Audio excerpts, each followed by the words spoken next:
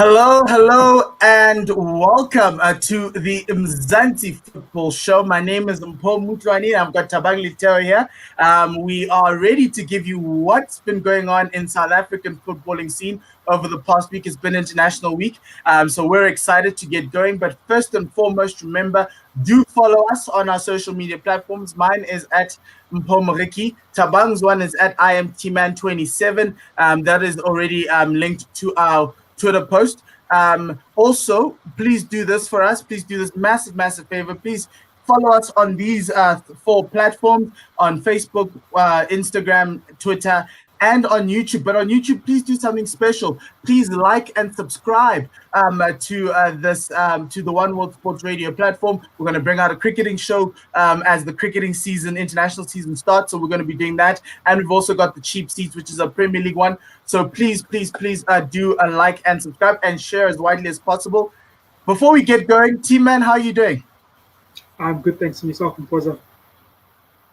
That's good, Team Man. What did you make of this week's international fixtures? Germany, Eshapiwe, a lot of goals, but that's not it. But what did you think of International Week? As you said, across the globe, it's really good to see some great football. The European countries are really doing well. Great to see Scotland qualifying for the Euros for the first time in quite a couple of years. First time in 22 years. First time in 22 years. Yeah, it was France 98 when they were last made.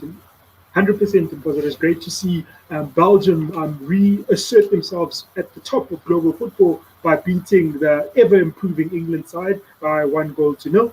It was also good to see last night, as you said, Spain beating Germany by 6-0. That was really good to see for Barcelona.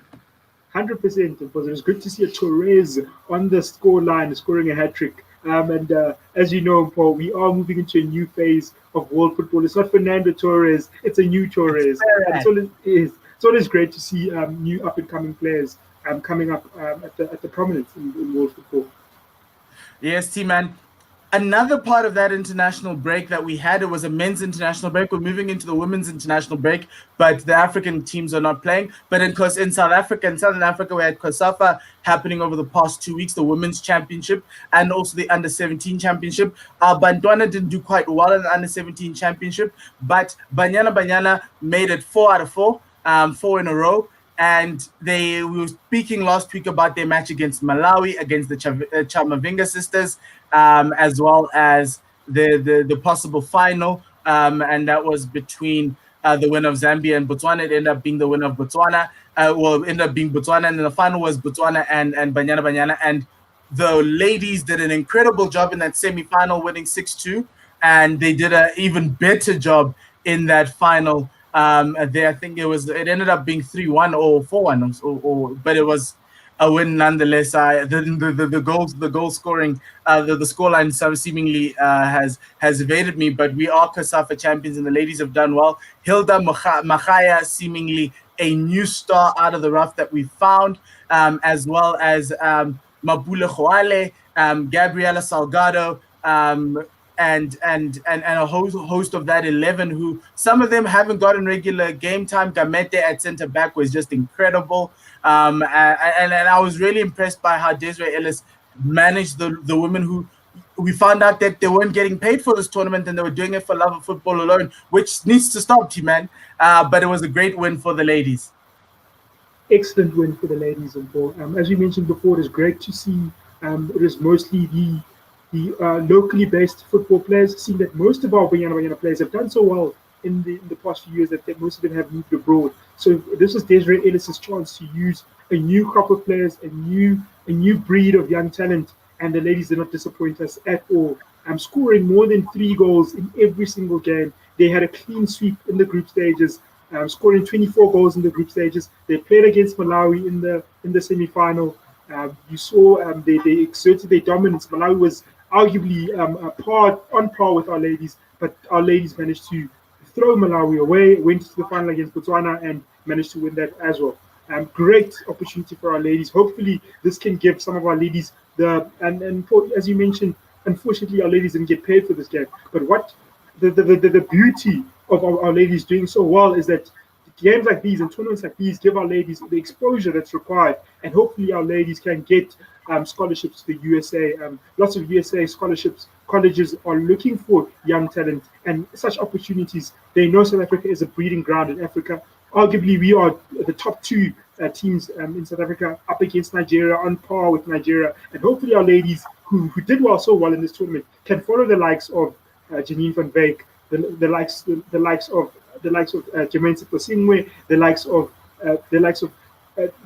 our players who've done so well, and follow them. Thembi Kgatlana, Linda Motlhalo scored an incredible goal. It's really, I'm really hoping that this tournament can give our ladies a chance to follow in the likes of Thembi Kgatlana, Refilwe Jay, and also apply their trade abroad. Because unfortunately, South Africa is not the place to be for our ladies. They've really got to use the opportunities that the Bafana, the Banyana Banyana franchise gives them, and as a stepping board for them to go into Europe, USA's, and go abroad and seek greener pastures.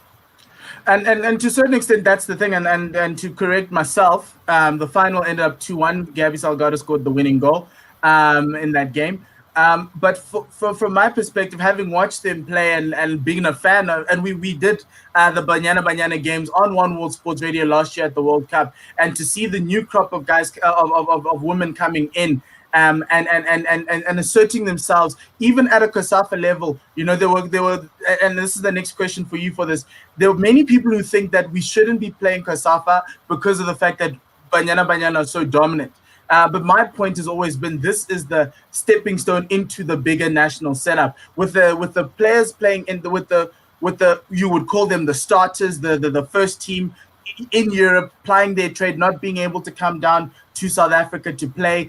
The next group needs to learn the same style, the same structure that Desiree Ellis wants to put in, and she did a great job with the 3 weeks that she had with the team. In terms of preparing them for this, preparing them in the structure that was solid at the back. I thought they'd concede. I thought the Malawi game would be a lot tighter, but it wasn't. Yes, there was a red card, but the Banyana Banyana really were asserting themselves at the time. And the red card came because it was an attacking opportunity. The keeper was drawn out because of a beautiful long ball coming out of the back from Gamete over to Magaya, and Magaya knew what she needed to do.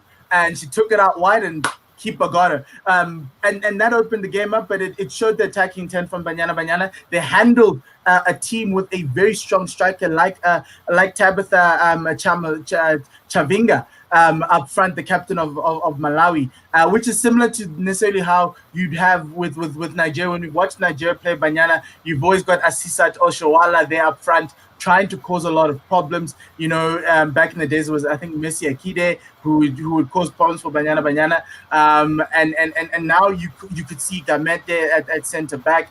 You got Mudli in the middle, Gabriela Salgado out wide. You had Mapule Khwale. You've got Holweni out on the left, who was at the World Cup last year. And then you get the Tailani on the right back, who I really enjoyed, and I loved watching her play as a right back myself. I was impressed in the way she played. But this tournament wasn't just it wasn't a given for Banyana Banyana. Yes, South Africa has all the structures and everything else, but everybody pretty much COVID kind of put the playing fields a lot level, because these players who played had not played football since the end of the women's the women's soccer league that we have in South Africa, which needs sponsorship too, because that's how you grow the game. Mamelodi Sundowns women won that. But that for me is something that this tournament will always be important for Banyana Banyana, and to a certain extent for all the levels of football in our country, even on the men's side, because this is the opportunity to get guys playing international football, understanding what it means to play for the badge, and being that and getting used to wearing it's a Lecoq kit, but used to wearing the Lecoq kit that we've been fighting for so long, but just being able to say I'm representing my country. And I think what the women did today, they showed that money should never be a motivating factor, which has been in our football for a very long time. They do need to get paid, and what they did was wrong. They really do need to get paid. But I love the fact that they came through, they got the silverware, even though they were expected to take it, they still did the job and they did it well. I agree with you fully, Mpho. a key theme in one of our shows 2 weeks ago was we need to respect our ladies more. This same Cosafa tournament in Port, Bafana have struggled in this tournament in Port. We've been beaten by the likes of Madagascar in these tournaments.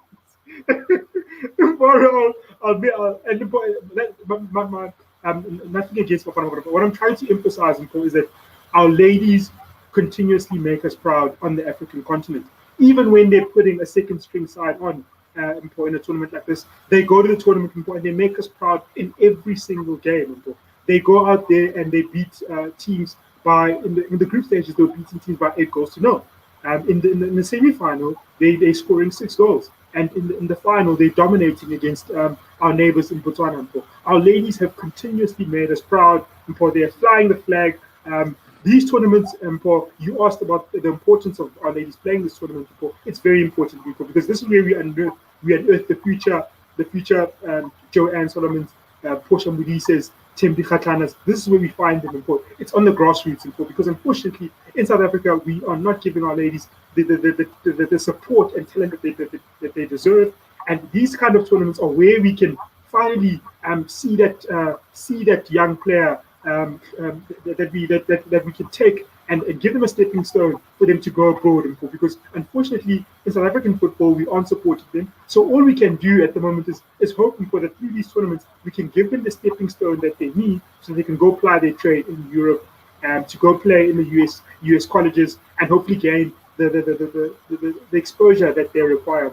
It's so unfortunate that our ladies continuously, time and time again, our ladies, and this is the first time I'm hearing of that they weren't paid for this tournament.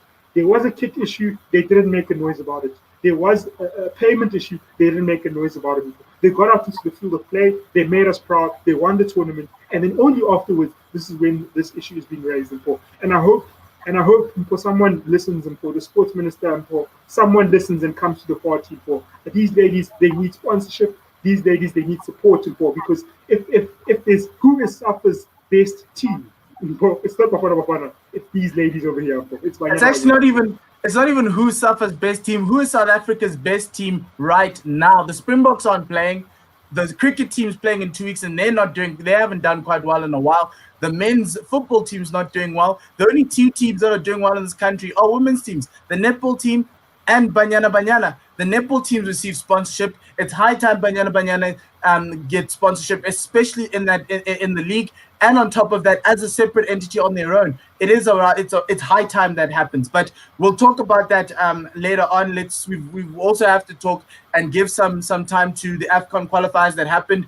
Bafana played Sao Tome and Principe. Thabang and I are on different sides of the fence as to how the things happened. Bafana got the 6 points. But was it 6 points that we needed? I say Bafana needed more goals. I look at the table and I look at the goal difference and I kind of feel as though there could be a tie that could happen and goal difference might end up being a deciding factor if it's a three-way tie. And which is why I wanted to see them dominate. I didn't like the attitude of Bafana in the two games. I felt that they were sloppy. I felt that they were lackadaisical. At times, Bongani Zungu not marking in the box in the first 5 minutes of the game is something that you can't happen, especially for probably our best international export right now. Musa Libusa there at the back. I honestly think after that, you shouldn't come back, not being able to watch where your man is and allowing Sao Tome and Principe to score.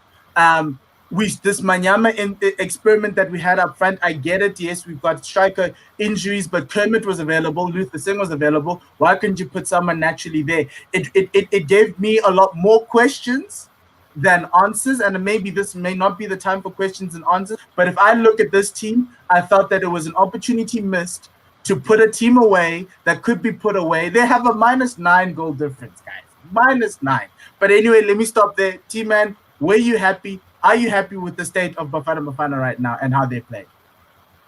You must remember that we come from a lockdown, and we come from it's been a turbulent year. Some of our PSL players aren't as fit as they should be. Our European players are slightly a little bit more fitter. So I mean, those are the kinds of things that I'm thinking going into this game. Going into this game, you must remember that we know Bafana that's played against the likes of the Seychelles, the likes of Madagascar, the likes of Mauritania, and that's disappointed us from time to time. They haven't got the point, Mpho. My number one, the last time I spoke to you, Mpho, I spoke about how we beat Seychelles 6-0, Mpho, but then we went to the Seychelles and we drew 0-0. So, Mpho, we never got the point, Mpho. Primarily, Mpho, I think let's focus on getting the points first. Our fitness is low, and everything will come in a periodic manner, Mpho. The primary goal for these two games, Mpho, and we spoke about it last week, Mpho, was get the 6 points. Mpho. Get the 6 points. Mpho. On aggregate, we won 6-2. We managed to get a goal difference of +4. Unfortunately, we also got we got 2 goals against. So we scored 6 goals, and unfortunately, we conceded 2 goals, which is to our detriment, as you mentioned. But I think let's forget, Mpho, you are thinking goal difference, you're thinking calculators, Mpho, we really need to do away with that mentality in South African football, Mpho. We got the 6 points against Sao Tome. Let that be a confidence for our players, Mpho. Bongani Zungu tweeted on shortly after the game, Mpho, and he said, thank goodness we managed to get the 6 points, Mpho. I'm in support of him. He's not lying. He said, thank goodness we were able to get the 6 points, Mpho. What if, Mpho, what is the score at halftime for both games, Mpho? That's the question that I'm going to ask you. What is the score at halftime? For both games. Yes. The first game, in the first game, and it was 1-1 in the second game. It was 1-1 in the second game. Who scored? Why is it 0-0 and 1-1 against a team that's ranked 182 in the world when you could have put them away? Here's my thing, and this is the issue that I had, and I saw it in the first game and I saw it in the second game. It irritated me. In that water break, in the middle of the first half, if I'm a coach of a team who's supposed to be beating the team a minnow, right? I understand it's hard to get players' confidence from to lift them up for smaller games, and I get that, because when they play Ghana in March, they'll be here, they'll be ready, they'll be in the Lecoq kit, they'll have branded raincoats now, and they'll be doing the things, going through the drills, running as hard as possible because it's Ghana, right? Yes, you're playing Sao Tome. This is the job where the coach has to lift you up. The coach needs to give you the motivation to go out there and do it. At that 22-minute mark, 26-minute mark, in the middle of that first half, I was expecting Molefe to shout at all of them. I was expecting Molefe to huddle them up and tell each and every one of them that it's not good enough. Their effort needs to increase. If not, they're going to sit on the bench. This is not one of those games like Ghana where you need all your best players to play. You could have played with the guys on the bench and we still would have probably scored more goals because some of the guys were very keen to play. Vincent Pula, unfortunately, was injured, but he was an option in the first game. He got injured in between the first and the second game. There are lots of guys like Luther Singh who want to show their worth. Tabono Data's on the bench. My problem was Molefe Nteki was telling us about points of attack and shifting points of attack. This wasn't the time to be talking about shifting points of attack. It was the time to get them mentally right and say, guys, go at them. It's Sao Tome in principle. You can beat them. Guys, even Kaizer Chiefs can beat this team. I'm sorry, Kaizer Chiefs has had a bad run of games, but Kaizer Chiefs, the team that we saw lose to Orlando Pirates, can beat this team. It's not that hard, and they can score 3 goals against this team. It wasn't hard. It was a mentality issue, and that was my problem, because the way in which you arrive at these games forces teams to so that Sao Tome came fighting for both games. They came for war, and they managed to score early in the second game, and that set us back. In the first game, we kept on making mistakes. We weren't sharp enough. We were not respecting the opponents. Just like we said we needed to respect Banyana Banyana, in sport, you respect your opponents. We didn't respect our opponents, and that showed, and that's why the scoreline was that. And that, for me, was the irritation. I knew we needed 6 points. It was a doubt, but we got there. But that was the low bar. The next bar was, okay, guys, you struggled against Zambia. You struggled against Namibia. Show us against a much weaker side with all the fancy Ferraris, Bozungu, Botau, Zwane, all the fancy players that you have in your locker. Show us, yet you can put a team away. Sudan, and this is my last point. Sudan scored 4 goals in one match against this team. Yes, Ghana scored 1 goal against this team. Yes, they were playing away. Suppose they were playing on a basketball court. I don't know. But Sudan, the team that we're trying to beat to get to Afcon, scored 4 goals in 1 game against us, and they did not concede. So what are we going to assume when Sudan plays Sao Tome in the next round of games? What if they give them 5 or 6? You're stuck. But anyway, let's stop there. Let's look at the log. And you can talk, T-Man, tell me your point, because I know you want to you're probably gonna need to have a rebuttal. Let me give you your rebuttal option there. No, no, 100%. I agree with what you're saying, but I'm not disputing what you're saying. But I'm saying let's look at the fundamentals. Before we got the 6 points, before we could have been in a worse position. We could have been in a worse position. If our performance, if we managed to draw or lose against in one of the games, but we managed to get the 6 points. Those are the fundamentals. Yes, exactly what you said. Phew, we managed to get the 6 points. That's the main thing. And yes, let's look. There were moments of brilliance. Percy Tau is our talisman at the moment. He's playing like $1 million at the moment. He's got good touches. He's attacking the players. You know who my player was? Player who I was happy with and I was impressed by. I know Percy Tau is great. I know Percy Tau is amazing, and I think he's great. I thought he could have reached another level if he finished the chances he created. There were moments there, like the one chance he gave Manyama in the second game. He's through on goal. The keeper's coming out. He can put it on his right and put it through the keeper, and it's a goal. He decides to go for the foul post. That's unforgivable. For Percy, I need you to be ruthless. Temba's 1-0 was missing in the first game. Bongani Zungu had moments of brilliance, but it wasn't static. The player for me who I was impressed by, even though I did criticize him in the first game because he passes very slowly, but he's not there to do the offensive stuff, is Dean Furman. He's playing in the 3rd division in England. I thought he'd be a step off the game, but seemingly Dean gets everywhere. He's the defensive cover Bafana need. We need a replacement for him because, quite frankly, nobody can seemingly do the job that he's doing right now. I'm looking at the guys, go Orlando Pirates, the Monares, who possibly could fill that role. But for now, Dean Furman was my player because he's the reason why we managed to keep on going. He covered the gaps whenever mistakes were there, and he played well. But T-Man, let's look at the log and let's talk over the log and let's let our people know what's going on with the standing. So right now, Ghana lost to Sudan last night. 1-0. Richard Ofori was doing something that Chiefs fans were hoping he would do. He came out, didn't get the ball. Boom, 90+3. They lose to Sudan. So here's the situation that we find ourselves in, right? There's a possibility here. The first possibility, which I think is the most probable one, is that it will go to a 3-way tie between Ghana, South Africa, and Sudan. How is that going to happen? Ghana loses to South Africa at home, South Africa away. So they're coming here in March. We beat them. That's the one. So South Africa gets 12 points. Ghana then go on to beat Sao Tome. They get to 12. Sudan beat South Africa at the end of that international window in March, and that would then have all 3 teams on 12, with Sudan beating Sao Tome up front. That would get you 12, all 3 teams on 12, with Sao Tome on 0. Here's the situation. From a head-to-head basis, it no longer works because, remember that one CAF we went through and we lost out because nobody knew it was head-to-head. So we're there now. We could be there.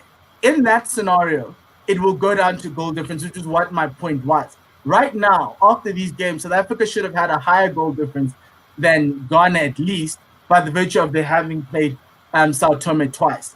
And so that's where the issue comes in. You don't want to go out because you have an insufficient goal difference when you had Sao Tome at home for both games.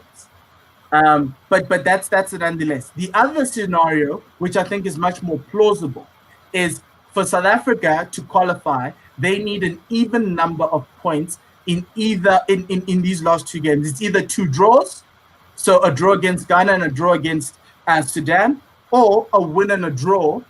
So a win against Sudan and a draw against Ghana, or vice versa, to make sure that they go through to Afcon. If you do that, 3 points doesn't guarantee you, because you could end up in that situation we spoke about slightly earlier of everyone on 12, unless if the 3 points comes against Sudan. If you beat Sudan, you are you have qualified for Afcon. If you draw against Sudan, you might find yourself in a situation where all 3 teams could end up on 10 points as well. If all of these teams, South Africa, Ghana, and Sudan, play out to a draw, it'll be a draw each. Play out with. So if South Africa get a draw against Sudan, that's 10 points, and they lose to Ghana, and Sudan draw to South Africa but beat Sao Tome, it's going to go down to head-to-head, and South Africa will go through on head-to-head. So that's the only other way where 1 point can save you if it's the right 1 point, and that's the point against Sudan. But if you get a draw against Ghana and a draw against Sudan, you'll be through. 1 draws might not be enough to get you into Afcon, especially if it's a draw against Ghana. So Bafana have their work cut out for them. T-Man, how does Molefi Ntseki get these guys ready for March? But I think, but you speaking on a lot of permutations. I think. Hey, let's take calculator. From a very you coming from a very negative standpoint, and I don't think that's the way we should be thinking about things. I think let's take a step back. We've got the 6 points against Sao Tome and Principe. The easy job, which was a little bit more difficult than it should have been, has been done now. Now leave the calculators, leave. Bafana has 2 games left. You're gonna go play Ghana at home. You've got 4 months to prepare for that game. My big hope is that when that game does come, Mutiba will be back hopefully from his injury. So we will have a proper striker, a proper number 9, who's got the experience of playing up front there. We need to beat Ghana, plain and simple. That's what needs to happen. Sudan it's a very hostile environment to play away in Sudan. So very well we'll know at the time that if we've got the 3 points against Ghana, we need to go to Sudan, hostile environment. We need to go there and play a little bit of a defensive game. We need to play a little bit of a defensive game. Make sure that we do not concede. Make sure that we do not concede and catch the guys on the counter.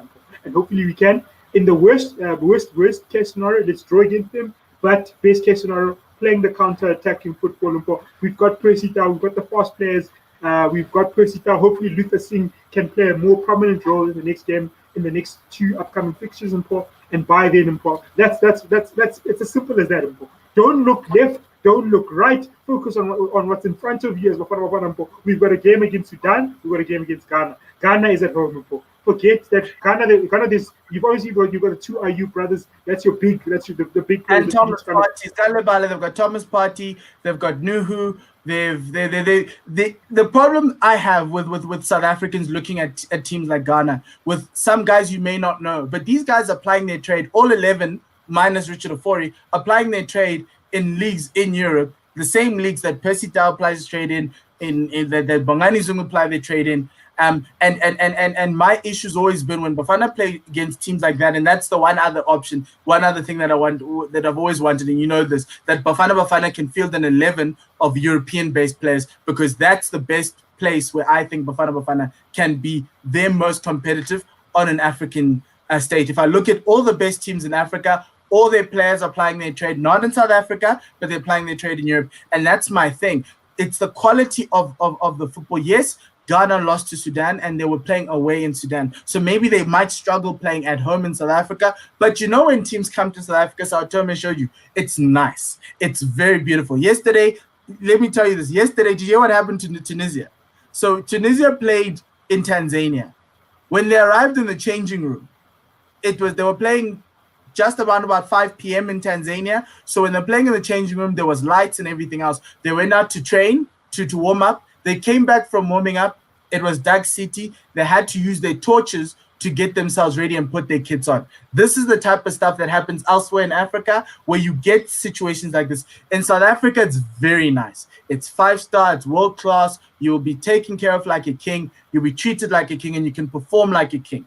So that's one of the other things that I'm worried about when it's Ghana. I think it should be, because I thought going into the Ghana game last year in 2019 that it was an even contest, and then Ghana showed us that there's a gulf in class. And a lot of the guys who will be playing next year in March will be playing, for Bafana will be playing now. And so that's where my apprehension comes in to say, okay, maybe because I'm not a fan of going out to go and get a draw. I want us to win, but also I need us to be realistic, because if I was the Bafana team manager, I've got plan A, which is get 6 points in the next round.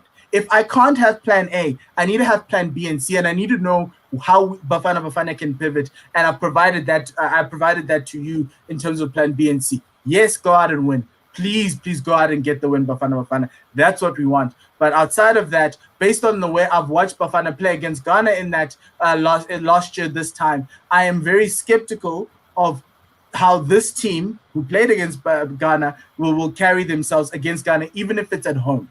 I understand maybe there'll be home comforts, but there won't be fans in the stadium by March. Hopefully there might be some, but I don't think there'll be. So there's no home ground advantage. Actually, I think the away team gets the advantage in South Africa most of the times. So that's where my thing is. I'm always supportive of Bafana. I'm just trying to get us to Afcon in the least most dramatic way possible. That's winning games. If not, this is what you need, and that's what I think the Bafana Brains Trust needs to be looking at. Somebody needs to be looking at that, because remember in 2013 when we're dancing there in the corners thinking we'd already qualified, but someone forgot to read that CAF does head-to-head instead of goal difference. This is why we have shows like ours to show the people that, hey, this is what the permutations are. But I'm not thinking permutations at the moment before. Molefi Ntseki has 4 months to plan for Ghana. You speak about a gulf in class. We only lost 1-0 to Ghana last time. We lost 2. Okay, my bad. It is 2-0. We lost 2-0 to Ghana in Ghana, in Accra, yes, when there were still fans. Ghana's, let's look at Ghana's form since then. They've beat Sao Tome 1-0. Sao Tome, they only beat Sao Tome 1-0, and then they've lost to Sudan. They lost to Sudan. They beat Sudan and then they lost again away. So they won at home and they lost away. 100%. I'm with you. So recently, in the most recent results, they lost to Sudan, and then they beat Sao Tome by 1-0. So on recent form, Ghana is on recent form. They're not doing well at the moment. We have 4 months to prepare for them. Leave the calculators, leave the permutations. Ghana's coming to South Africa. You've got Percy Tau, who's high on confidence. He's our talisman at the moment.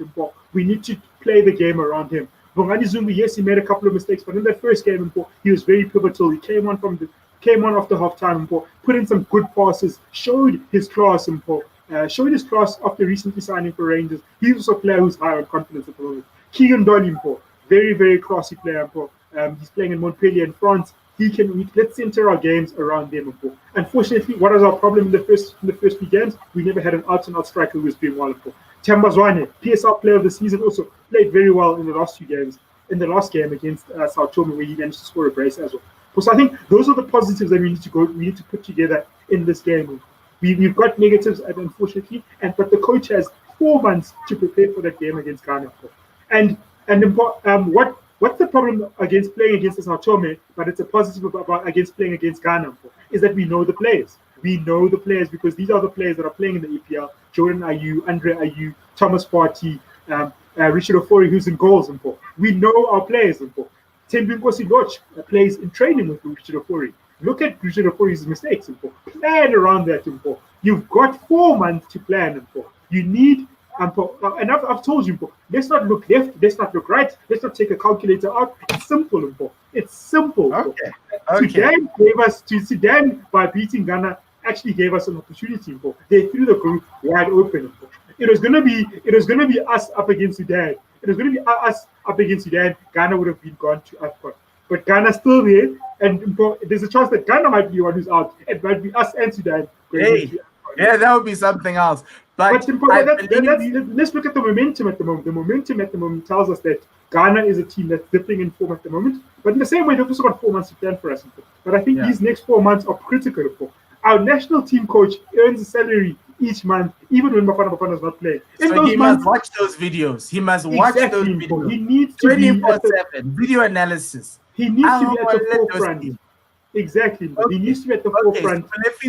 So what I'm getting from you is we want 6 points. We want to win all our games in March, and we can. And Molefi Ntseki needs to step it up, and this is where he's going to make his money as a Bafana coach. And number one is take the pressure off. Don't go to Sudan needing everything to be done, because you know what happens when Bafana. I know you said no calculators, so let's leave it. Let's leave it. If we let Ghana beat you, then what I'm saying right now falls out of the window now. If you let Ghana beat you, what I'm saying right now, what I'm saying is that the 2 wins that we've got, although not glamorous, although not top wins, they're still wins. We've got 6 points. We're fine. We've got 9 points at the moment in the group. We've got 3+3 in terms of goal difference. There's no need for a calculator at the moment. But lose to Ghana, you need to take a calculator out. So as simple as it is, we'll be taking out the Casio calculators. Exactly, Mpho. Mpho Teki in December, Mpho, he needs to. Mpho, myself and yourself have been watching the Leeds United documentaries where we've managed to marvel at the coach called Marcelo Bielsa, Mpho, who time and time again, Mpho, he studies his opponents, putting books together like this, Mpho. And I think that's what Mphuleni Teki needs to do at the moment, Mpho. People are asking questions about him, but Mpho, this is his opportunity to actually show us his worth, show us his mettle. He's got 4 months to plan for Ghana. He knows very well. He can watch the APL, he can watch Jordan Ayew play straight for Aston Villa. We've got ESPN Africa in South Africa. He can watch the EFL, where he can the championship, where you can see Andre Ayew play for Swansea. He's got Thomas Partey. He's got Richard Ofori. He can plan around that. He can plan around that. And we need to move on. And yes. No, but one more thing that I was going to say was that last week I spoke about the crop of young players who are applying their trade in England and Mpho. That's another thing that our coach needs to do. Mpho. You mentioned Dean Furman and Mpho. Dean Furman was a top youngster. He played for the Rangers development, also played for the Chelsea development. How did he come into the Bafana fold? Gordon Egerson studied our players abroad. He looked at the players during his time when he wasn't playing Bafana. He looked and he flew to England to go speak to these players to make sure that they come and add value to the South African team. You speak about bringing overseas players with that experience to come in and play for Bafana. This is the time where we need to kind of groom that group of youngsters who are playing for under 23 teams. There's another kid playing at Southampton. No, there's another kid playing at Southampton. What's his name? I think his name is Chauke.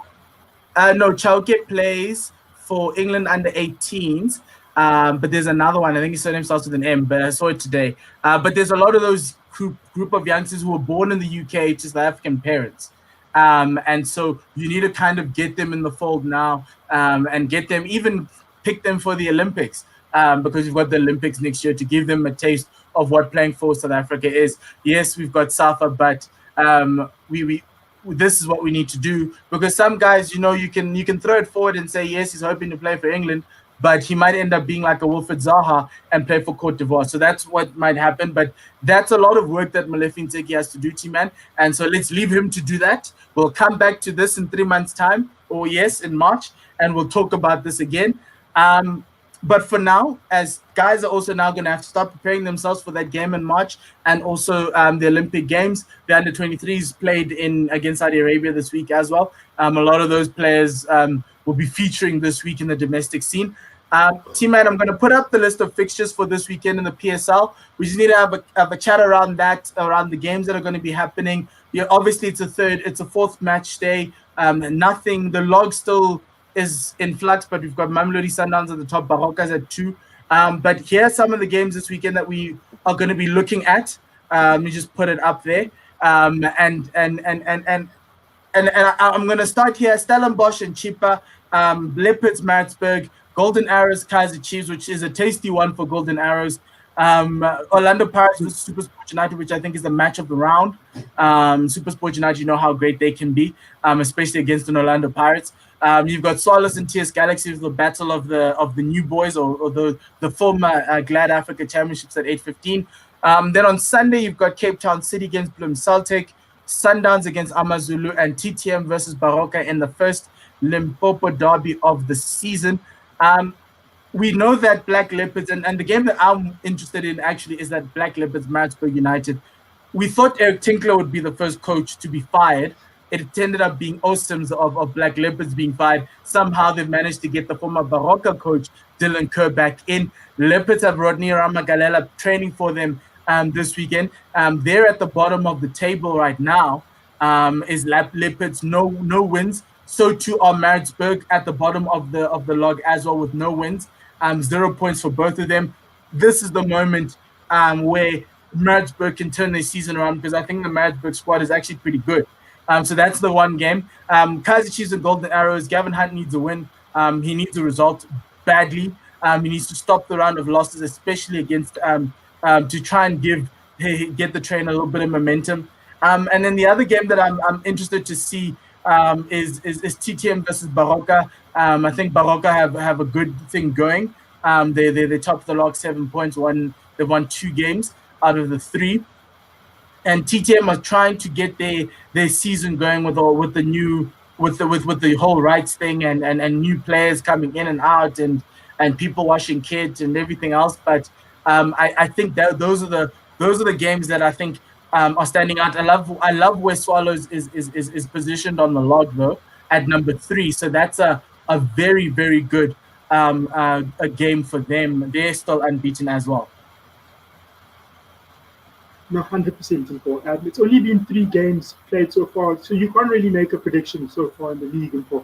But you mentioned it very well, Mpho, that the game to watch primarily is the early season relegation battle between Black Leopards and Maritzburg United. Black Leopards have unfortunately had to dismiss their coach. Black Leopards are quite rash in terms of dismissing coaches, and it's quite funny that Dylan Kerr is now coming into the fold there at Black Leopards. Black Leopards, as you said, they've struggled on the attack. They've managed to get they're on the verge of signing Rodney Ramakalecha. Rodney Ramakalecha, very, very good striker. He actually started out at Black Leopards. He's a very, very seasoned striker, very, very well traveled. He's big, he's imposing, and hopefully he can be the talisman that the Black Leopards need to kind of kickstart their season. Maritzburg United, you mentioned very well, it's a very, very good, they have a very, very good squad. They've got Ali Meza from Sundowns, who scored a cracker of a goal in their last game against Baroka. So Maritzburg, I mean, the talent is there, the coach is there. Eric Tinkler's CV speaks for himself. So hopefully Maritzburg can turn their season around and show us the strength of their team. Because Maritzburg has, we know very well, it's a very solid team. They've got great management in terms of Farouk Kododia, they in Maritzburg and Durban. Another game that I'm looking to watch quite closely is Orlando Pirates up against SuperSport United. Orlando Pirates, we've mentioned over the past few weeks how good they've strengthened their side, and I think this is a very, very good test of character. They played their last 2 games in the MTN 8 against Kaizer Chiefs, a very low on confidence Kaizer Chiefs. So I think this is a very good test of character for Orlando Pirates to show their mettle, to show has the team been gelling, and this is a great test of character, and they really need to catch up to the teams who've managed to get an early lead at the top. The next game, it's good to see Swallows up against TS Galaxy. Swallows have started off the season quite well. They've made a couple of good crop signings in the form of Tamawataba. The next game that we're also looking at on Sunday is Mamelodi Sundowns up against AmaZulu. AmaZulu recently signed Angele Ngonga, Bafana right back from the 2010 World Cup. Very, very good experience. Wait, AmaZulu signed Ngonga? Yes, they signed Ngonga on loan though, so he probably won't play that game given Mamelodi Sundowns' loan policy. Whereby when they loan you to a team, you don't actually play against them. I think Man City also follows that approach as well. So, T-Man, is this the battle of the money in this league? You know, AmaZulu with new owners who've got some deep purses with the way in which they've bought, versus Patrice Motsepe side who've been doing this for a decade now. AmaZulu probably looking to Sundowns as the model to be successful in this league and in Africa. No, definitely, bro. As you said, Sunny Nzungu, a very, very esteemed, highly regarded businessman who recently bought the AmaZulu franchise from the Sokela family. Obviously, the team is actually also building him for. I mean, they've got the likes of Majoro, they've got Spelele Tembu. Shaba, I think he's still injured, so he probably won't play. But it'll be good to see Mamelodi Sundowns playing. There are also rumors in this week that Pagamani Mashambi might actually go to AmaZulu on loan as well.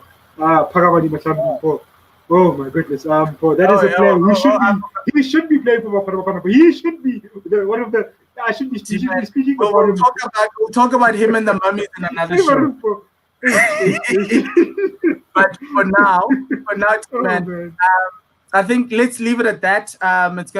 It's still very early days. If you're watching the PSL, to the viewers, it's still very early days. Top of the log is 7 points. There's not much separating 1 and pretty much 12 or 10.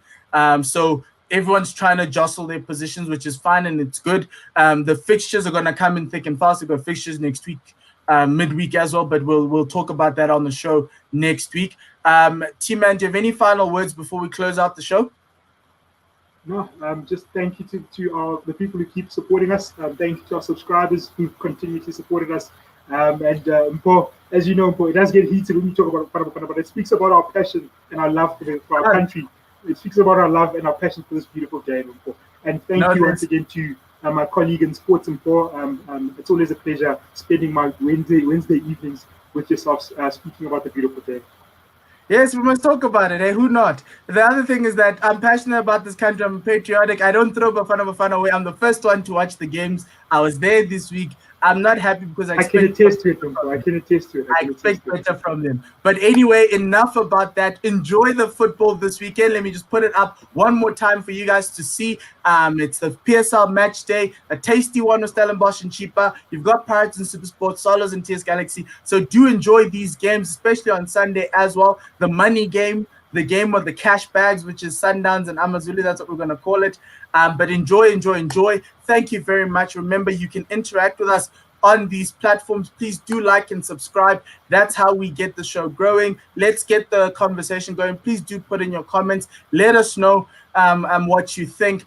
We'll cover as much as we can about South African football. We'll even put in we'll even talk about when the women's league starts. We'll have a look at that and bring you insight into that. But please do support us. Do support the One World Sports Radio platform. We're coming back with cricket soon. We'll be doing cricket shows as well on YouTube, and we'll be covering the international season that's coming up. So really do like, subscribe, let everybody know. Let's try get to a target of 100 and go from there. But for myself and Mpho and Thabang, enjoy your footballing weekend. It's back. All domestic fixtures are back, so you can sit in front of your TV for hours and enjoy the game. For myself, Mpho and Thabang, le sale kakagiso.